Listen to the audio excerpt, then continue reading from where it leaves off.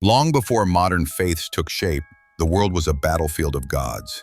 Not gods of truth, but of lust, fear, and blood.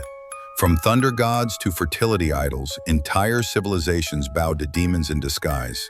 And even God's chosen people weren't immune. This is the dark story of 13 false gods that demanded everything and left only ruin. Baal, the storm god of chaos. Baal was the god of storms, rain, and fertility, controlling the skies, or so they thought. His worship spread like wildfire. Why? Because people feared losing their crops, their children, their lives. But his rituals were anything but holy. Cult prostitution, self-harm, even child sacrifice.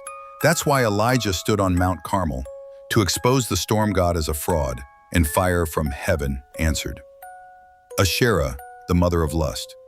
She was called the Queen of Heaven, a goddess of fertility, nature, and sensuality.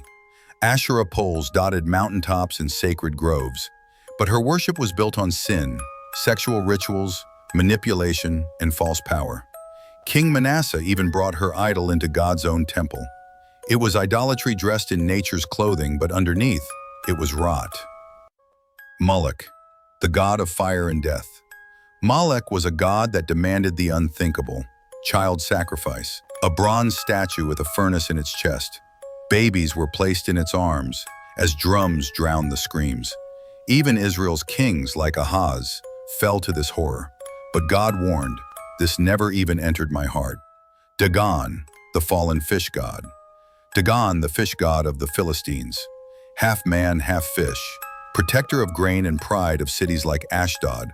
But when they placed the Ark of the Covenant in his temple, something shocking happened. Dagon fell, face first before God, twice. And later, when Samson brought the temple down, Dagon's worship ended in rubble. The golden calf, the people's idol. At the base of Sinai, the people grew impatient. Moses was gone too long, so they melted their gold, shaped a calf, and worshipped it. While God gave the commandments, they were already breaking them. Music, dancing, and sin beneath the very mountain of holiness. Nehushtan, the bronze serpent turned idol. God once used a bronze serpent to heal, but generations later, people burned incense to it. They worshiped the symbol instead of the Savior. King Hezekiah smashed it, calling it what it was, just bronze, an idol, not a god. Beelzebub, the lord of the flies. Beelzebub, originally Baal-zebub, the god of Ekron, claimed to control plagues, lord of disease and flies. Israelites mocked him, changing his name to mean Baal the Rotten. But over time, the name took a darker turn, linked to demons, even Satan himself. In Jesus' day, the religious elite accused him of casting out devils by Beelzebub. That blasphemy. Chemosh, the god of desperate sacrifices. Chemosh, the god of Moab, violent, vengeful, and hungry for human blood. Like Molech, he demanded child sacrifice.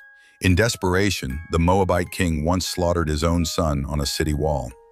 And Israel, through Solomon's compromise, built an altar for this god in Jerusalem. It took centuries before righteous kings tore it down. Tammuz, the god of sad seasons. Tammuz was a vegetation god, symbol of the dying season. Every year he died and the people mourned until spring. A pagan soap opera played out in tears. But the worst part? In Ezekiel, God shows his prophet women weeping for Tammuz. Not in a shrine, but at the entrance of his holy temple, mourning a myth while ignoring their own sin. Queen of Heaven, mother of idolatry. The Queen of Heaven, a mother goddess worshipped in ancient Mesopotamia. People baked cakes for her, poured drink offerings, and claimed life was better when they did. Astarte, Ishtar, Inanna. She had many names, but one purpose: to pull hearts from the living God. Worship of this goddess became a family affair. Women led it, men approved it, and God said plainly he would not share his glory. Mammon, the master of money. Mammon doesn't live in temples, he lives in the heart. Jesus warned, "You cannot serve God and Mammon." Because Mammon is more than money, he's the spirit behind it. He promises control, power, and prosperity. But he steals your soul in return. Even in church, Mammon creeps in. When blessings mean riches and tithes become investments. When worship serves wealth, Mammon sits on the throne.